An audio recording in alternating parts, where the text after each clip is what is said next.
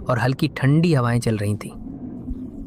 ऐसा लग रहा था कोई मेरे गालों को प्यार से छूकर दूसरी दुनिया में ले जाना चाह रहा हो। मैं पैराडाइज बस स्टैंड पर काफ़ी देर से खड़ा था और बस का इंतज़ार कर रहा था अपने घर जाने के लिए। और आज पहली बार ऐसा हुआ था। 2 घंटे से ज़्यादा बीत गए थे और कोई बस आ ही नहीं रही थी। और तभी मुझे अपने सामने एक आदमी दिखता है। अंधेरे की वजह से मुझे वो दिख नहीं पा रहा था सही से, लेकिन मैं ये बता सकता था वो वहाँ खड़ा होकर मुझे ही देख रहा है। और देखते ही देखते वो एकदम से मेरी आंखों के सामने से गायब हो गया। मैं कुछ भी सोच पाता उतनी देर में एक बस वहाँ पर आ जाती है। बस को आता देख मैंने इस बारे में बस पर चढ़ गया। लेकिन एक अजीब बात थी, उस बस के अंदर कोई भी नहीं था मेरे अलावा। खैर ये तो होना ही था, क्योंकि रात के 3 बजे या 4 बज रहे थे उस समय, और इतनी रात को मुश्किल से ही कोई सफ़र करता है। इतना सोचकर मैं कोने वाली सीट पर जाकर बैठ जाता हूँ और फिर बस स्टार्ट होकर वहाँ से निकल जाती है। आज पहली बार मैं इतना लेट हो गया था और इतनी रात होने की वजह से मुझे काफ़ी ज़्यादा नींद आ रही थी। और देखते ही देखते कब मेरी आंख लग गई मुझे पता ही नहीं चला और मैं उसी बस में सो गया। और थोड़ी देर बाद जैसे ही मेरी आंख खुली, मैंने देखा हमारी बस रुकी हुई है और ये उसी बस स्टैंड पर खड़ी है जहाँ से मैंने बस को पकड़ा था, पैराडाइज बस स्टैंड। लेकिन मुझे अच्छे से याद है ये बस वहाँ से निकल गई थी और मैं अपने मन ही मन सोच रहा था शायद मुझे काफ़ी ज़्यादा नींद आ रही है, इसलिए मैंने खुली आंख से कोई सपना देख लिया था। और अब मैं उठ चुका हूँ और मेरी बस ने चलना शुरू कर दिया है। और इस बार मैं कोई सपना नहीं देख रहा हूँ। बैठे बैठे मैं बस के बाहर के नज़ारे देख रहा था और तभी मुझे याद आने लगता है ये सारी जगह तो मैं अभी देख चुका था। क्या सच में वो एक सपना ही था? क्योंकि मुझे ऐसा लग रहा था अभी थोड़ी देर पहले ही मैं यहाँ से गुजरा हूँ। और तभी एक चीज़ देखकर मैं काफ़ी ज़्यादा चौंक जाता हूँ। मेरी आंखों के सामने से दोबारा पैराडाइज बस स्टैंड निकलता है और ये देखकर मैं काफ़ी ज़्यादा डर जाता हूँ। मैंने फ़ौरन ड्राइवर को बोला बस रोकने के लिए, लेकिन आंखों पर यकीन कर पाना मुश्किल था। वो बस कोई चला ही नहीं रहा था, वो बस अपने आप ही चल रही थी। और मुझे यकीन नहीं हो रहा था कि मैंने शुरू में कैसे नहीं देखा। इस बस के अंदर कोई ड्राइवर ही नहीं है। ये सब देखकर मुझे अंदर से काफ़ी ज़्यादा बेचैनी सी होने लगती है। और देखते ही देखते पैराडाइज बस स्टैंड दोबारा मेरी आंखों के सामने से निकलता है। आखिर ये हो क्या रहा था? मुझे कुछ भी समझ नहीं आ रहा था। और तभी वहाँ पर एक रोशनी चमकती है और एक शख्स मेरे सामने आ जाता है।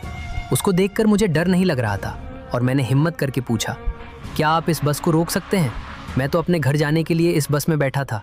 प्लीज़ इस बस को रुकवा दीजिए, मुझे बहुत डर लग रहा है और मुझे अपने घर जाना है जल्द से जल्द। तभी वो आदमी बोलता है, घबराओ मत, मुझे तुम्हारा ही इंतज़ार था और मुझे पता था तुम आने वाले हो और अब तुम इस बस से उतर नहीं सकते। बुल्ली बोलता है, इसका क्या मतलब है? तुम्हें मेरा ही इंतज़ार था? मैं तो तुम्हें जानता भी नहीं हूँ। वो बूढ़ा आदमी बोलता है, घबराओ मत, हम दोनों एक जैसे ही हैं। बुल्ली बोलता है, हम दोनों एक जैसे ही हैं? अब इसका क्या मतलब है? तुम तो एक आत्मा हो ना और मैं तो एक इंसान हूँ, फिर हम दोनों एक जैसे कैसे हुए? वो बूढ़ा आदमी बोलता है, हाँ ये तुम सही समझे, मैं एक आत्मा हूँ और ये जो बस है इसमें सिर्फ आत्मा ही सफ़र करती है और मैं पिछले 6 साल से इसी बस में सफ़र कर रहा था, लेकिन अब मेरा सफ़र ख़त्म होता है आज, क्योंकि तुम आ चुके हो। बुल्ली बोलता है, अगर ये बस आत्माओं के लिए है तो मुझे इसमें नहीं होना चाहिए ना। मुझे आप इस बस से उतार दीजिए, क्योंकि मैं तो अभी एक ज़िंदा इंसान हूँ। वो बूढ़ा आदमी बोलता है, लगता है तुम अभी तक नहीं समझे, तुम पहले ही मारे जा चुके हो। और तुम्हें क्या लगता है तुम इस बस में कितने देर से सफ़र कर रहे हो? तुम्हें कुछ अंदाज़ा भी है? मैं तुम्हें बताता हूँ, तुम इस बस में पिछले 10 दिन से हो। बुल्ली घबरा जाता है, मैं तो ज़िंदा हूँ ना, मैं कब मर गया? मुझे तो ऐसा कुछ याद ही नहीं है। तभी वो बूढ़ा आदमी बताता है, तुम्हारी मौत पिछले महीने हुई थी। अब ये तो मैं नहीं जानता तुम्हारी मौत हुई कैसे, लेकिन तुम्हें थोड़ी देर बाद याद आ जाएगा जब मैं यहाँ से चला जाऊँगा। बुल्ली बोलता है, आप जा रहे हैं? लेकिन कहाँ पर? वो बूढ़ा आदमी बताता है, ये बस सिर्फ एक आत्मा के लिए होता है और अगर कोई आत्मा इसके अंदर आ जाए तो वो तब तक जा नहीं सकती जब तक कोई दूसरी आत्मा इस बस में चढ़ ना जाए। जब तुम्हारी मौत हुई थी तो तुम अपनी मौत को मान नहीं पा रहे थे और तुम्हारी आत्मा भटक रही थी और भटकते भटकते तुम इस बस के अंदर आ गए। मैं खुद पिछले 6 सालों से इस बस के अंदर फंसा हुआ था, लेकिन अब मैं आज़ाद हो चुका हूँ। और तुम भी तब तक इस बस से अब नहीं निकल पाओगे जब तक कोई नई आत्मा इसके अंदर ना आ जाए। और तुम्हें भी उसको ये सब बताना पड़ेगा जो मैंने तुम्हें बताया है। इतना बोलकर वो बूढ़ा आदमी वहाँ से गायब हो जाता है, क्योंकि अब वो आज़ाद हो चुका है। बुल्ली बोलता है, अरे 1 मिनट रुकिए, अरे यार ये तो चले गए। और तभी बुल्ली को सब कुछ याद आने लग जाता है। वो बोलता है, अरे हाँ, मुझे अब सब याद आ रहा है।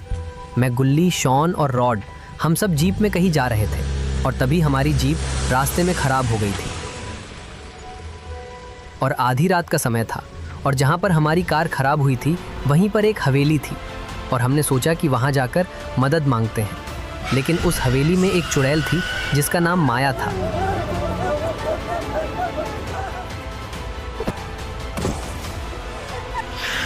और उसने मुझे पकड़ लिया था।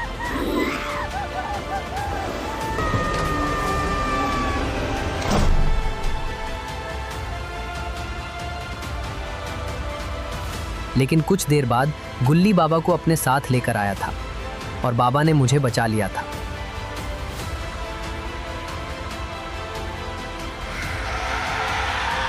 लेकिन उस चुड़ैल ने मेरे शरीर में अपना जहर डाल दिया था और बाबा भी मुझे उस जहर से बचा नहीं पाए थे।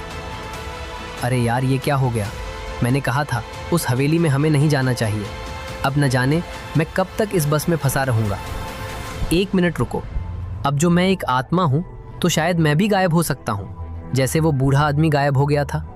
तो बुल्ली ट्राई करने लगता है और देखते ही देखते वो गायब हो जाता है। हालांकि वो उस बस के अंदर ही था, लेकिन अब वो गायब भी हो सकता था और फिर वो वापस दिखने लग जाता है। बुल्ली बोलता है, ये तो थोड़ा मज़ेदार है। लेकिन तभी बुल्ली बोलता है, इस बार ये बस वापस उसी रास्ते पर नहीं गई जिस पर पहले गई थी। आखिर ये बस अब जा कहाँ रही है? वो बस अपना रास्ता बदल लेती है और चलते चलते एक पहाड़ से नीचे गिर जाती है।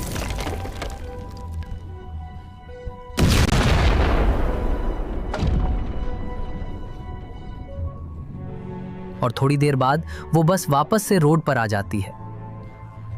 बुल्ली बोलता है, अरे ये क्या हो गया? मैं तो एक आत्मा हूं ना, अब मुझे दर्द क्यों हो रहा है? बुल्ली ये बात नहीं जानता था। इस बस के अंदर जो आत्मा होती है उसको दर्द जरूर होगा अगर इस बस को कुछ होगा तो। और ये एक सज़ा है इस बस के अंदर चढ़ने की। और वो बस फिर से उसी रास्ते पर जाने लगती है। अरे ये तो फिर से उसी पहाड़ के रास्ते पर जा रही है। और देखते ही देखते वो बस दोबारा से पहाड़ से नीचे गिर जाती है और थोड़ी देर बाद वापस से आ जाती है रोड पर। बुल्ली दर्द से चिल्ला रहा होता है। ये ऐसा था जैसे कि कोई असली में बस में बैठा हुआ है और बस के एक्सीडेंट होने पर जो चोट लगती है, ये दर्द बिल्कुल वैसा ही था। और ऐसा 6 महीने तक लगातार चलता रहता है। बुल्ली बोलता है, अरे यार ये कब तक चलेगा? मुझसे अब बर्दाश्त नहीं हो रहा। और तभी एक दिन उस बस के अंदर एक नया आदमी चढ़ता है। उसको देखकर बुल्ली खुश हो जाता है